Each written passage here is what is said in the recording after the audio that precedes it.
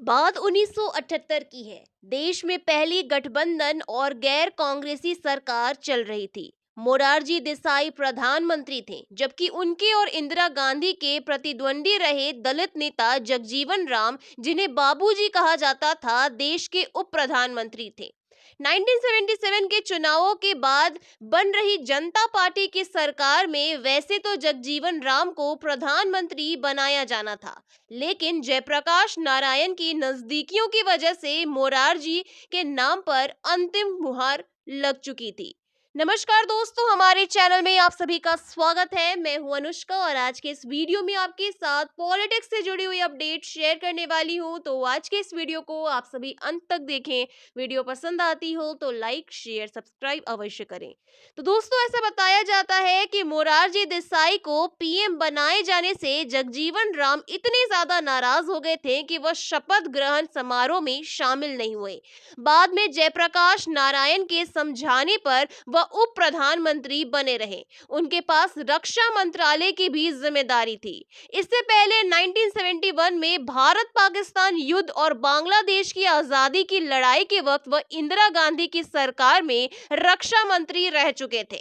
इंदिरा गांधी के आपातकाल के फैसले से जगजीवन राम बहुत अधिक नाराज थे। इसकी वजह से उन्होंने कांग्रेस पार्टी से भी इस्तीफा दे दिया था। जगजीवन राम की पहचान भारतीय राजनीति में तब न सिर्फ एक बड़े दलित नेता के रूप में थी, बल्कि एक सक्षम प्रशासक और अनुभवी राजनीतिज्ञ के भी रूप में थी। जगजीवन राम 1977 के चुनावों में प्रधानमंत्री पद के दावेदार थे, लेकिन 1978 में दिल्ली से प्रकाशित होने वाले एक मैगजीन में उन्हें 46 वर्षीय बेटे सुरेश राम की एक महिला के साथ न्यूड तस्वीर छप गई। इस घटना के बाद राजनीतिक बवाल खड़ा हो गया, क्योंकि देश के उप प्रधानमंत्री का बेटा संभवतः देश के पहले सियासी सेक्स स्कैंडल में शामिल पाया गया था। उस तस्वीर में राम के बेटे के साथ एक कॉलेज छात्रा आपत्तिजनक स्थिति में दिखाई दे रही थी। हालांकि बाद में सुरेश राम ने उस युवती से शादी कर ली थी, लेकिन तब तक जगजीवन राम को इसका बड़ा राजनीतिक खामियाजा भुगतना पड़ गया था।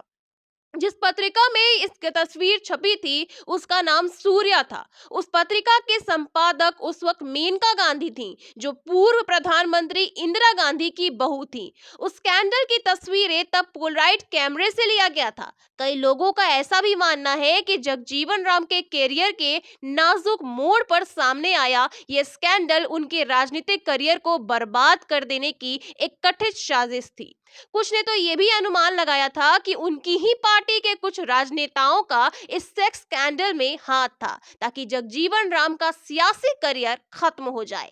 सेक्स स्कैंडल में प्रश्न खुशवंत सिंह और पत्रिका के कंसल्टिंग एडिटर थे। बाद में उन्होंने पोलोलाइट कैमरे से खींची गई ये तस्वीर एक बंद लिफाफे में उनके नेशनल हेराल्ड कार्यालय में भेज दी गई। यह अखबार कांग्रेस द्वारा चलाया जाता था। 1979 में मोरारजी देसाई की सरकार गिर गई, जिसके बाद फिर जगजीवन राम और चौधरी चरण सिंह के बीच प्रधानमंत्री पद के लिए सियासी लड़ाई शुरू हो गई। लेकिन इंदिरा गांधी ने चौधरी चरण सिंह का साथ दिया और वह प्रधानमंत्री बन गए।